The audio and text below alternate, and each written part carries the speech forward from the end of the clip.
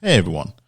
Now in this video I originally planned to talk about the reasons why, as we start Black History Month, it's still very important to me and why I like this month and believe it should be kept.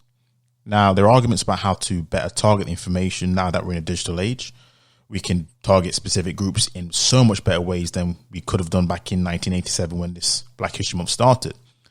But instead of giving my reasons why, I did stumble across a short video which does, in my opinion, a brilliant job of conveying my thoughts exactly as to why history is so important and why groups like crazy, I don't know if you've noticed, they fight like crazy to maintain and preserve their history. And this explains the reason why we need to fight like crazy to preserve our history. Hope you enjoyed the video. See you on the next one. Well, we don't live in a fair world. Things aren't fair. You don't get equal opportunities. You get the opportunities that you create for yourself. And if someone gets in there first and they conquer you, they colonize you, they enslave you, they simply make your history disappear to make it look like they conquered, colonized, and enslaved nobodies. When people have a history, that makes you a somebody. So if you remove the history, you become a nobody. And so your history disappearing, nobody's lamenting the loss of that history. That's why conquerors, colonizers, and enslavers make the people whose history they've conquered, colonized, and enslaved disappear. There are psychological reasons why people would want to associate themselves with a history. There is a link between what someone thinks of themselves, what someone thinks of their people, and their history.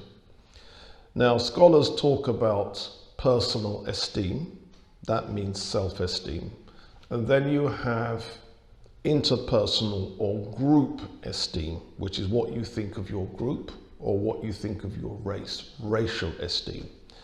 Self-esteem and racial esteem are not the same thing.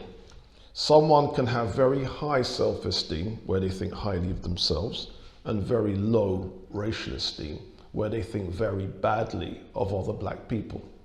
And in truth, most black people have very high self-esteem and very low racial esteem.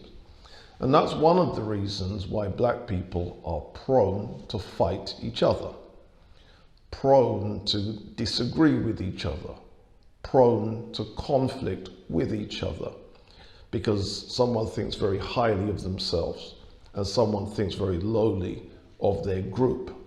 And what happens is, if people can call each other the N and the B words, they're really saying, I don't give a monkey's about the black race. They've really just said that their racial esteem is very, very low. But every black person usually has very high personal esteem. So if someone thinks highly of themselves and very lowly of their group, that is a recipe for fighting. That is a recipe for conflict. And the way to raise people's racial esteem is to introduce them to their history. And if the history happens to be a great history, a history that people objectively can be proud of, they will see their people in a very different way to how they see their people at present. And that's the difference between high self-esteem, low racial esteem, to having a balance where you have high self-esteem and high racial or ethnic esteem.